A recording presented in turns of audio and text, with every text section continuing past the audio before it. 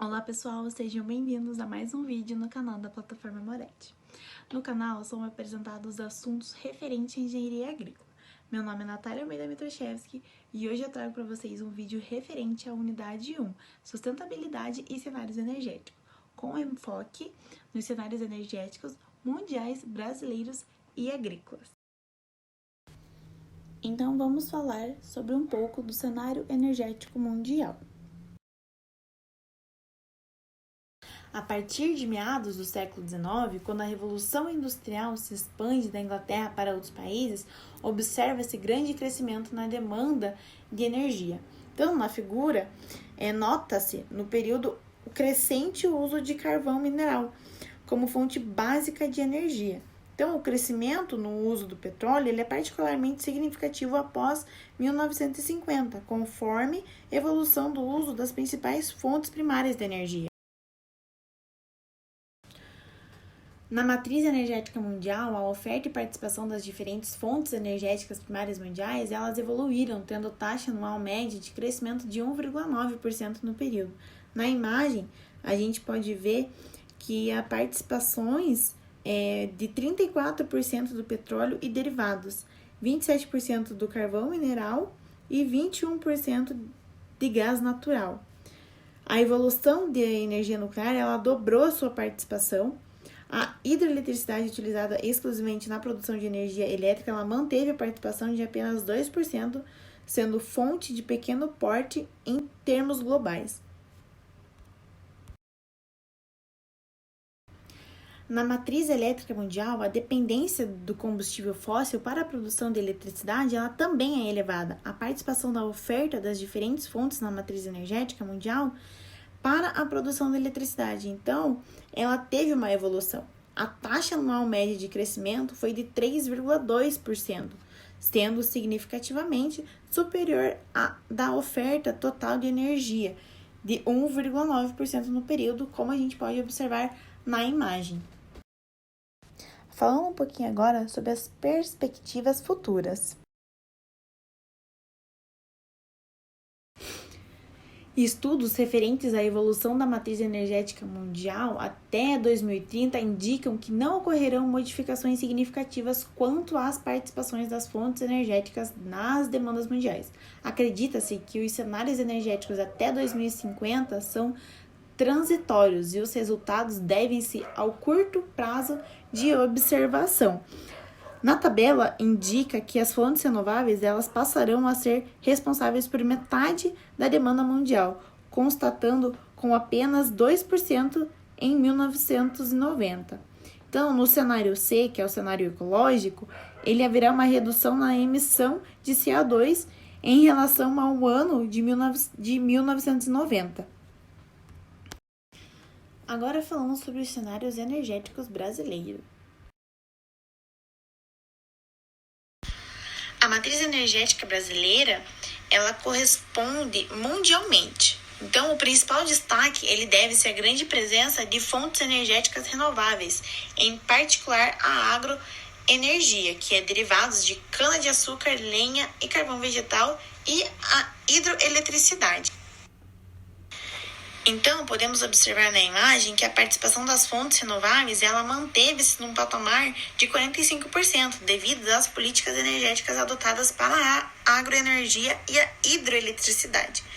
Então, ela evoluiu e a taxa anual média de crescimento foi de 2,8%, bem superior à taxa mundial de 1,9%. Então, a participação dos combustíveis fósseis ficou em 54% em 1980 e 53% em 2008. Ao contrário do mundo, a matriz energética nacional, nesse período, ela passou por modificações importantes quanto à utilização das distintas fontes energéticas. Além de manter participações elevadas nas fontes renováveis, ocorreu redução significativa da lenha e carvão vegetal, que foi de 27% para 11%, com um aumento de eficiência e benefícios ambientais. A participação dos derivados de cana-de-açúcar dobrou no período, passando de 8% para 16%. E a hidroeletricidade também foi priorizada, alcançando participação de 14% em 2008. Então, como podemos observar na imagem, em termos quantitativos, como ocorre geralmente na maior parte dos países no mundo, a principal fonte energética brasileira é o petróleo e derivados, seguido dos derivados da cana-de-açúcar e da hidroeletricidade.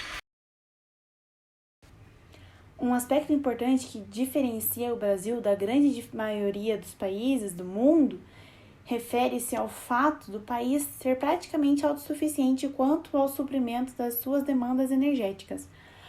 A participação das fontes nacionais alcançam patamares superiores a 90% com a importação restrita à parcela paraguaia da usina hidrelétrica binacional de Itaipu, ao gás natural da Bolívia e ao carvão mineral para siderurgia e alguns pequenos intercâmbios elétricos nas fronteiras com os países vizinhos sul-americanos.